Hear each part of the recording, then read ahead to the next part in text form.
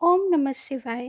कैलाश पर्वत पे जो महेश जी विराजमान हैं, वे शिव जी संसार के कल्याण के निमित्त वट वृक्ष के नीचे बैठकर कभी अपने ध्यान में मग्न हो जाते हैं और कभी समाधि द्वारा अपने ब्रह्म स्वरूप को प्रकट करते हैं।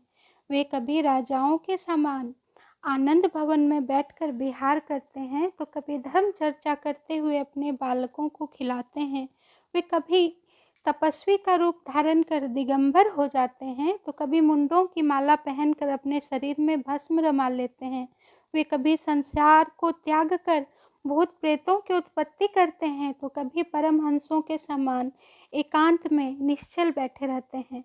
कभी प्रदोष काल में भस्म धारण करते हैं, तो कभी छोटे बालकों के समान विविध प्रकार के चरित्र करते हैं। अभिवादन मित्रों, आज वैशाख शुक्ल पक्ष के प्रदोष की तिथि है। आज सोमवार है। प्रदोष की तिथि वैसे भी भगवान शिव को समर्पित है और सोमवार तो शिव जी का ही दिन होता है।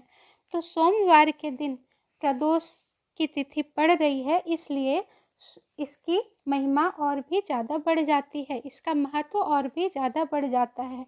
वैसे भी सोमवार को जो प्रदोष की तिथि पड़ती है उसे सोम प्रदोष व्रत कहा जाता है।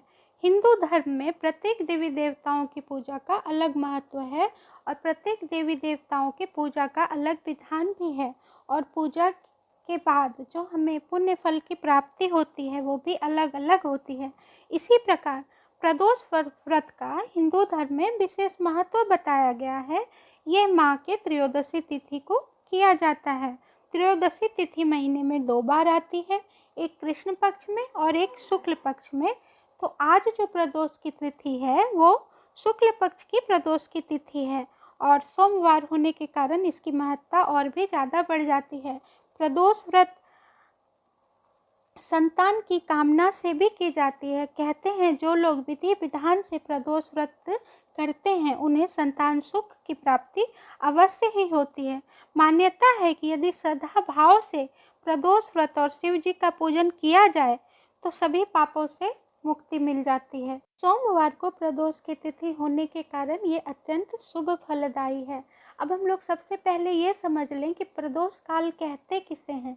तो सुबह और संध्या का जो मिलन होता है, अर्थात दिन और रात का जो मिलन होता है, उस समय को प्रदोष काल कहा जाता है। इसलिए प्रदोष की तिथि में भगवान शिव का पूजन प्रदोष काल में ही किया जाता है। हम लोग जानते हैं कि हमारे सनातन धर्म में संध्या पूजन का भी विशेष महत्व है और खास करके प्रदोष के व्रत में संध्या के समय ही भगवान शिव का पार्वती सहित पूजन करें, आपकी मनोकामना जरूर पूरी होगी। ऐसी मान्यता है कि प्रदोष के दिन भगवान शिव की पूजा करने से कष्टों से मुक्ति प्राप्त होती है और जीवन में सुख समृद्धि आती है। सोम प्रदोष व्रत पर विधि विधान से आप शिव और पार्वती जी का पूजन करें। सोम प्रदोष का व्रत करने से वैवाहिक जीवन सुखमय होने के साथ साथ संतान सुख की भी प्राप्ति होती है। अब सोम प्रदोष व्रत की एक छोटी सी कथा है, आप उसका श्रवण करें। एक नगर में एक ब्राह्मणी रहती थी। उसके पति का स्वर्गवास हो गया था।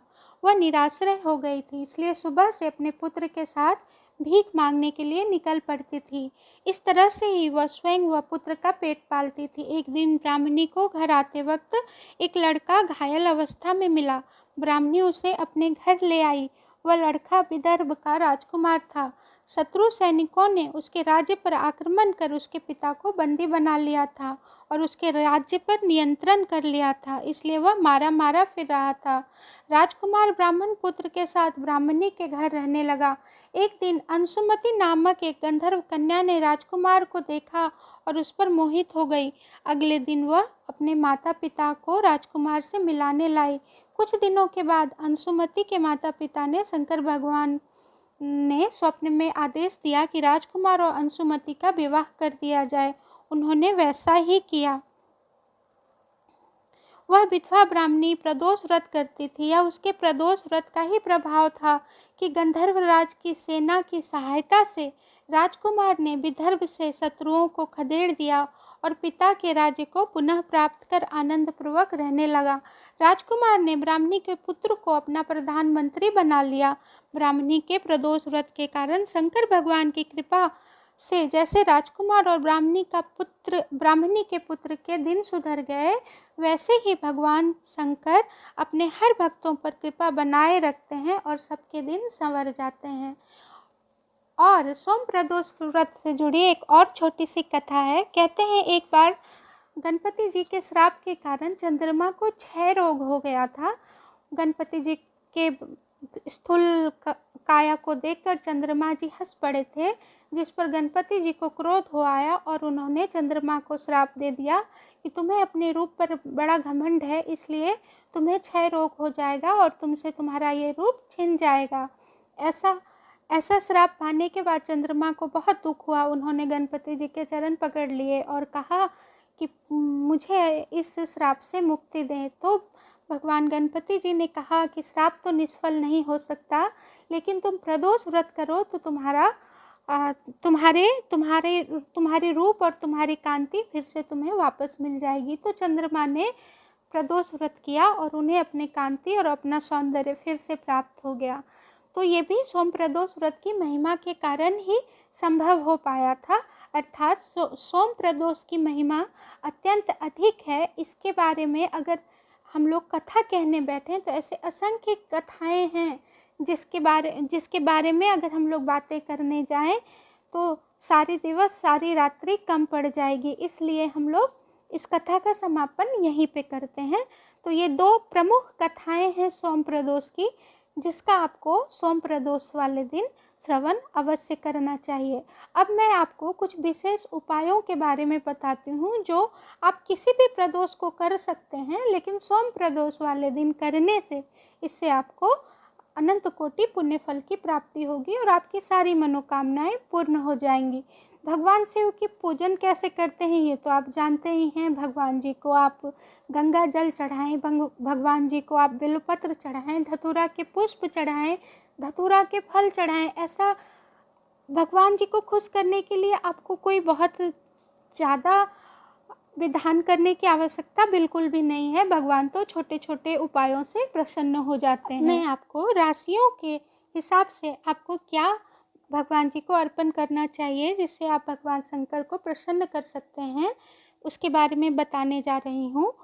मेष राशि वाले भगवान शिव की पूजा बेलपत्र से करें। वृष राशि वाले दूध मिश्रित जल चढ़ाएं। मिथुन राशि वाले दही मिश्रित जल चढ़ाएं।